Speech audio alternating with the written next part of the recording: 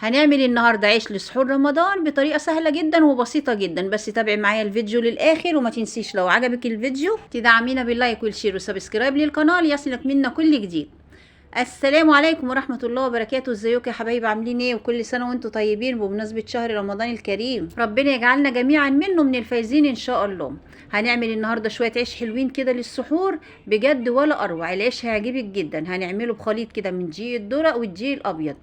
العيش ده هنسويه في الفرن وكمان هنسويه في الطاسه، وهقول لك ايه الفرق بين تسويه الفرن وتسويه الطاسه. بس صلوا على سيدنا محمد كده الاول عشان ربنا يبارك لنا في اللي احنا هنعمله. نصلي على النبي ونقول عليه الصلاه والسلام. انا جبت 3 كوبايات من الدقيق الابيض، 3 كوبايات من الدقيق الابيض العادي جدا. بعد كده هجيب كوبايه ممسوحه من دقيق الذره وهاخدهم انخلهم، وهجيب ربع معلقه صغيره من الملح ومعلقه كده ممسوحه من السكر ومعلقه ممسوحه من الخميره، مش محتاجه زياده عن كده. اقلب الخليط كله في قلب بعضه، ومعايا كوبايه من الميه الدافيه. مش هنزل بكوبايه الميه الدافيه كلها، انا هنزل بيها شويه شويه. انا عايزه العجينه اللي معايا تكون عجينه متماسكه، فمش هديها ميه كتير. وطبعا زي ما انتم عارفين ان ده بيبقى على حسب نوع الدقيق. انا الدقيق اللي معايا خد كوبايه الميه كلها. تخلي بالك كده وانت بتنزلي الميه عشان ما تنزليش ميه زياده وتضطري تحطي دقيق زياده، وتلاقي العجينه طريت معاكي وبعدين نشفت معاكي وهتبقى العجينه مش مظبوطه. زي ما بقول لك كده نزلي شويه الميه شويه شويه، طبعا والميه دافيه عشان الخميره. خدتها بقى على الرخامه وقعدت اعجن فيها شويه زي ما شفتوا كده عشان العجينه تعمل عرق معايا. اعجنيها عجنه كويسه كده واخدميها خدمه كويسه عشان العجينه تبقى مظبوطه معاكي جدا ان شاء الله. بعد كده خدتها ريحتها قيمه ربع ساعه بس، ما طولتش عليها لان انا لسه هخمرها تاني. بعد ما ريحتها ربع ساعه خدتها بقى وهقطعها. تقطعيها على حسب الرغيف اللي انت عايزاه، عايزه رغيف كبير عايزه رغيف صغير، دي طبعا حاجه ترجع لك انت. المهم جبت صينيه رشيت عليها رشه دي زي ما شفتوا كده وقطعت العجينه بتاعتي كده. بقى سبتها تخمر ساعه كده الا ربع او نص ساعه، علشان طبعا الجو شتا زي ما انتوا عارفين. بعد ما خمرت معايا العجينه انا لسه هخمرها مره كمان. بعد ما خمرت بقى معايا العجينه زي ما شفتوا كده هاخدها بقى وارش رشه دقيق كده على الرخامه واروح فرداها. تفرجيها بقى بس ما تفرجيهاش قوي علشان الرغيف يقب معاكي كده ويبقى كويس. وزي ما شفتوا وانا بقطع العجينه كنت بدهن ايدي دقيق علشان العجين ما يلزقش في ايدي، لان الدقيق ده فيه دقيق ذره، ودقيق الذره بيلزق ما بيبقاش زي الدقيق الابيض، فلازم تدهني ايدك دقيق وانت بتقطعي العجينه. وكمان وانت بتفرجيها تديها رشه دقيق حلوه قوي كده من تحت ومن فوق علشان ما تلزقش معاكي، لان زي ما بقولك دقيق الذره بيلزق جدا. وما تفرجيهاش قوي عشان ما تبقاش عامله معاكي زي الرقاق. كل ما تخلي الرغيف كده مفرود بس ليه سمك هيبقى معاكي عيش طعمه حلو كده ومليان، يعني تحسي ان بالرغيف زي اللي بتجيبيه كده من بره، وهيبقى كمان والله احلى من اللي بتجيبيه من بره.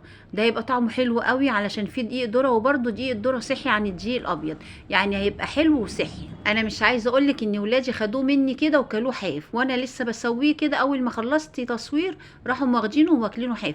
بجد العيش لوحده تحفه من غير اي حاجه، من غير اي غموس معاه، يعني ولا جبنه ولا مربى ولا عسل ولا اي حاجه. العيش لوحده كده يتاكل بجد، يتاكل حاف. لان انتوا عارفين طبعا ان دقيق الذره ده من الحاجات اللي بيبقى طعمها جميل جدا لما بتدخل في اي مخبوزات، بيبقى طعمه بجد تحفه جدا. احنا بقى خدنا العيش اللي معانا كده زي ما انتوا شايفين كده خلاص فردناه.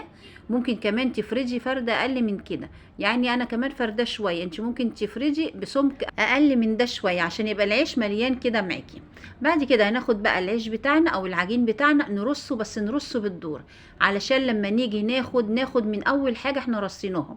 كل ما تاخدي من اول رغيف على ما تيجي توصلي لاخر رغيف يكون اخر رغيف خد راحته خالص. وطبعا بنغطيه ونسيبه لما يخمر، يعني لو خدناه في التخميره الاولانيه نص ساعه ناخده كمان نص ساعه، ومعانا ربع ساعه في الاول خالص، يبقى كده ساعه وربع. زي ما انتوا عارفين الجو شتاء والعجين بيبقى محتاج يخمر في وقت اطول. بعد ما يخمر معانا بقى ناخد اول رغيف احنا قطعناه او اول رغيف احنا فردناه، عشان زي ما بقول لكم ناخد من الاول للاخر. هنيجي بقى على طاسه كده تكون سخنه ونروح حاطين العجين بتاعنا فيه او العيش بتاعنا فيها. وعشان العيش بتاعنا يقب معانا لازم نقلب فيه كل شويه. انا بحط العيش واول ما بيتشمع بروح قلبيه على الناحيه التانية، وكل شويه بفضل اقلب فيه في الطاسه زي ما انتوا شايفين كده علشان العيش ياخد سخونيه الطاسه كلها. ممكن تقلبي بالمعلقه وممكن تقلبي بايدك، هو عامه مش سخن قوي، انا مهديه عليه النار عشان يستوي براحته زي ما انتوا شايفين معانا كده. بنقلبه تقلبتين على الوش ده وتقلبتين على الوش ده، ولو حسينا ان الوش لسه مستواش بنرجعه نقلبه تاني ونقلبه في قلب الطاسة، عشان كل ما يتقلب في الطاسة ياخد السخونية من حوالين الطاسة كلها، فتلاقي الرغيف قب معاكي كده واستوى من قلبه بقى زي الفل. وطبعا بناخد من الاول للاخر زي ما قلت لكم، لان كل ما بنديله فرصه ان هو يستريح العيش او يستريح العجين ويخمر كده ويبقى كويس، هيدينا نتيجه هايله جدا ان شاء الله في العيش اللي معانا. زي ما انتوا شايفين العيش بتاعنا جميل ازاي وبيقب ازاي في الطاسه. اما بقى لو عايزه تسويه في الفرن فهو نفس الطريقه، هناخد العيش بتاعنا او العجين بتاعنا نرصه في صينيه او في صاج الفرن وندخله الفرن. هوريكي دلوقتي انا خدت 3 ارغفه اهو من العيش، حطيتهم في صينيه عادي جدا، طبعا الصينيه مش مدهونه اي حاجه، وهندخلهم الفرن. وطبعا العيش والمخبوزات بتبقى عايزه درجه حراره عاليه، يعني تدخليه الفرن على الرف الوسطاني على درجه حراره 180، هتبقى مناسبه جدا ليه. بس كده هيستوي معاكي وهتخرجي. هنخرجه دلوقتي مع بعضينا من الفرن ونشوف بقى تسويته عامله ازاي، ونشوف ايه الفرق بين عيش الفرن وعيش الطاسه، وده ينفع لايه وده ينفع لايه، عيش الفرن ينفع لايه وعيش الطاسه ينفع لايه. كده خلاص انا خلصت العيش اللي معايا، معيش اللي هو الرغيف ده، كده هنسويه ونشوف بقى العيش بتاعنا وجماله. والعيش اللي في الفرن كمان معانا استوى. يلا بقى بينا نشوف العيش اللي في الفرن والعيش اللي في الطاسه والسوا بتاعهم. بسم الله. اللهم صل وسلم وبارك على سيدنا محمد. اللهم صل على النبي. بجد شويه عيش تحفه جدا من 3 كوبايات من الدقيق، ومش قادره اقول لكم طعم الدقيق الذره بيبقى في العيش ده عامل ازاي، بجد بيبقى تحفه جدا. العيش ده يتاكل حاف يا جماعه. وعيش الفرن هو دينا خرجناه، ونقول دلوقتي ايه الفرق بين عيش الفرن وعيش الطاسه. عيش الطاسه طري ممكن تاكلي بيه اي حاجه، تاكلي بيه جبنه، تاكلي بيه عسل، تاكلي بيه مربى، اي حاجه ممكن تاكليها بيه، تاكلي بيه فول، تاكلي بيه طعميه، تعمليه سندوتشات، هيبقى تحفه جدا.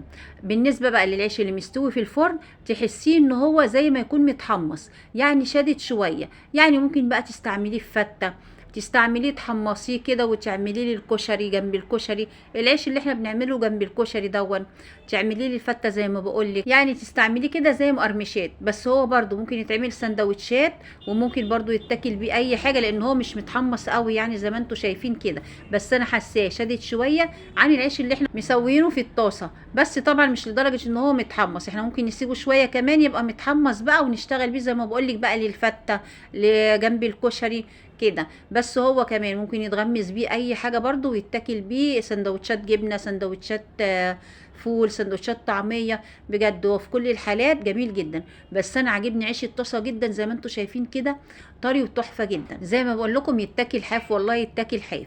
عايزاكم بقى تجربوا طريقه العيش دي وتشوفوا. لو عجبتكم وعجبكم الفيديو بتاعنا النهارده، ما تنسوش تدعموني باللايك والشير وسبسكرايب للقناه ليصلكم منا كل جديد. وكل سنه وانتم طيبين ورمضان كريم.